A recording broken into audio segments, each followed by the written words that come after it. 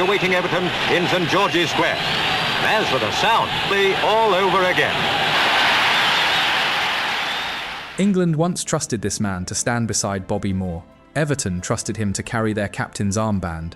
His teammates trusted him, his managers trusted him, and the people who truly knew football never questioned his greatness. Yet today, his name is spoken far less than the men he once stood beside. There is an old saying, you die twice. Once when your heart stops beating, and again when your name is spoken for the last time. For Brian Labone, football allowed that second death to come far too soon. He won league titles. He lifted the FA Cup. He represented England at the World Cup. He gave everything to one badge, asked for almost nothing in return, and somehow, one of England's finest defenders slowly disappeared from football's memory. His greatest sacrifice kept him away from England's greatest triumph. His greatest performances lived in the shadow of louder legends. And when his final day came, he wasn't searching for attention. He had spent it with Everton supporters, the people he had never stopped belonging to. This is the story of Brian Labone, the defender who gave football everything, yet was buried in silence long before history should have let him be. Subscribe, because defenders like Brian Labone should never be forgotten.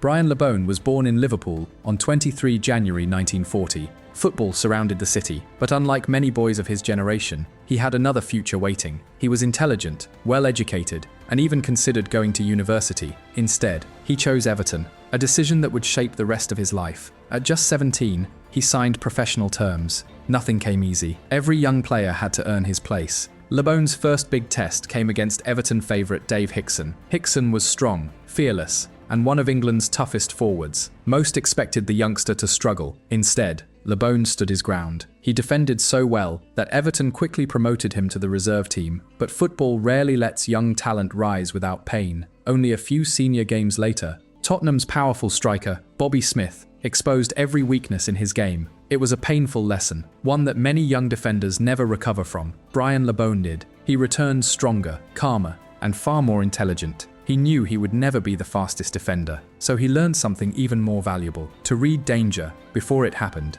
That quiet intelligence would soon become the foundation of an Everton legend. The late 1950s and the 1960s were unforgiving for defenders. Centre forwards were powerful, challenges were brutal, and referees rarely stopped the game. To survive, a defender had to be fearless. Brian Labone was, but he was something else too. He was intelligent. He wasn't the quickest player, and he knew it. So instead of chasing attackers, he learned to arrive first. He read the game, seconds before everyone else. His positioning became his greatest weapon. When crosses came into the box, few defenders were stronger in the air. When forwards looked for space, Labone was already waiting. Yet for all his toughness, he played the game with remarkable discipline. Across more than 500 appearances for Everton, he was booked only twice. Think about that. A centre-half, playing in football's hardest era, yet almost never crossing the line. He didn't need dirty tackles. His timing did the work. His reading of the game did the rest.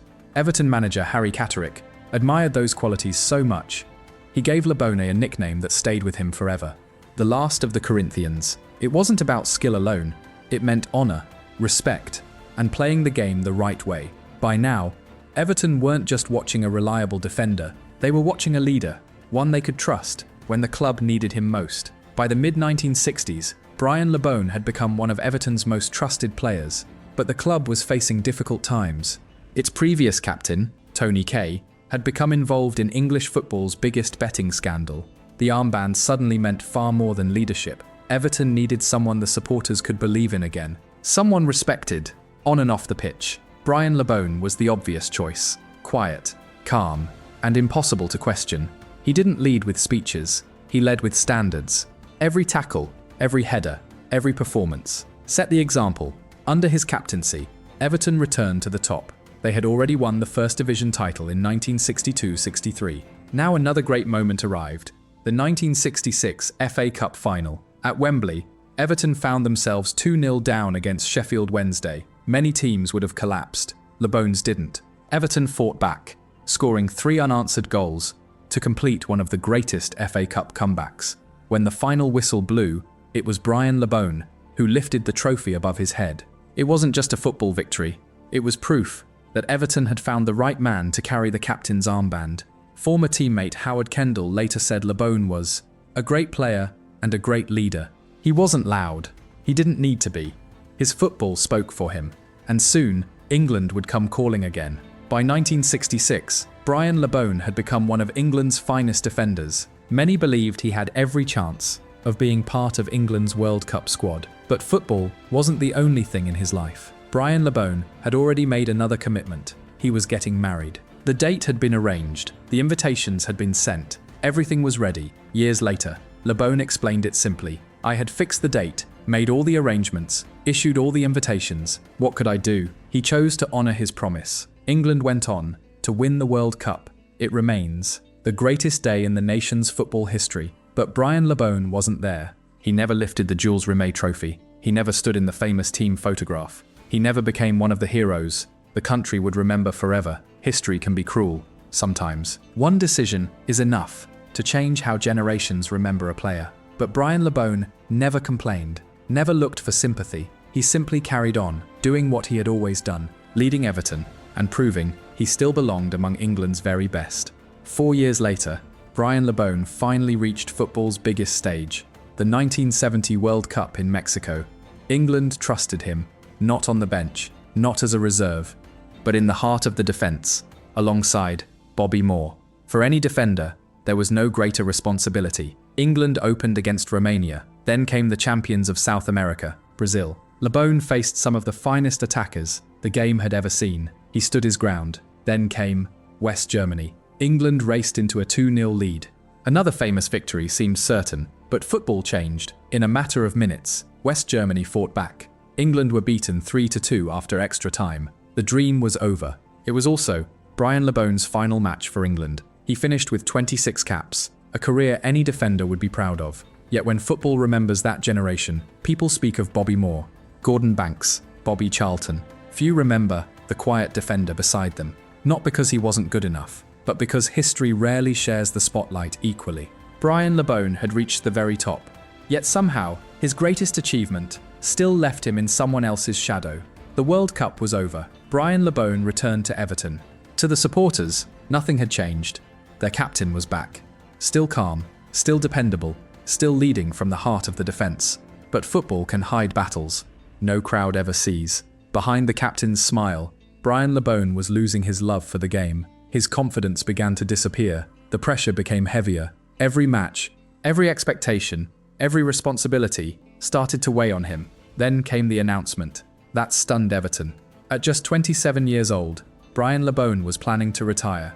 Not to join another club, not for a bigger contract, not because his body had failed him.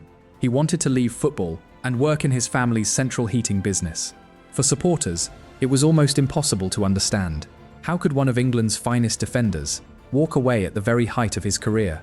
But speaking openly changed everything. The weight he had been carrying finally began to lift. His confidence slowly returned. So did his football. The quiet captain was himself again. In 1969-70, Brian Labone led Everton to another First Division title. It was one last reminder of the defender England had trusted and Everton had always believed in. But football always has the final word. An Achilles tendon injury ended the career of one of Everton's greatest captains. There were no dramatic headlines, no grand farewell, just the quiet ending of a man who had spent his entire career putting the club before himself. For Brian Labone, the final whistle never ended his relationship with Everton. It only changed his place within it. The captain became a familiar face around Goodison, not inside the dressing room, but among the people. He never disappeared behind closed doors. He remained approachable, the same quiet man supporters had always known. Children who had watched him lift trophies brought their own children to meet the captain they had grown up admiring. Football had changed. Players became celebrities. The distance between supporters and footballers grew larger. Brian Labone never allowed that distance to exist. He never needed attention to know who he was. Years after retirement, Goodison still felt like home. Then came 24 April 2006. Brian Labone had spent the evening exactly where he loved being, with Everton people, talking football, sharing memories, laughing with supporters. Nobody realised it would be the final Everton night of his life. Only hours later, Brian Labone passed away. He left this world the same way he had lived in football, close to the club, close to its people, and faithful until the very end. Brian Labone gave football everything, but football did not carry his name loudly enough. That is the tragedy. Not that Everton forgot him, they never did. The tragedy is that outside Goodison, his legacy became quieter with every generation. The game moved on, new heroes arrived, old names faded, and the captain who once stood among England's finest became a shadow in conversations he deserved to dominate. He was not built for fame, he was built for duty, for loyalty, for silence under pressure, for doing the hard work, without asking who was watching. That is why history can be cruel to men like Brian Labone. It remembers noise, it remembers scandal, it remembers headlines, but it often forgets the men who simply did everything right. His ending makes that silence even heavier. No grand farewell, no final stadium tribute while he could still hear it, no last walk across the pitch, just a man who had stayed close to his people until the very end, and then he was gone. The defender who once carried Everton through glory was left for loyal supporters to protect from forgetting. Maybe that is why his story hurts. Because Brian Labone did not lose his place in football history. Football history lost sight of him, and when a player like that disappears from memory, the game loses something honest, something rare, something it can never replace. Some legends are remembered because they demanded the spotlight. Brian Labone deserved to be remembered because he never did. Subscribe, because legends like Brian Labone should never be forgotten.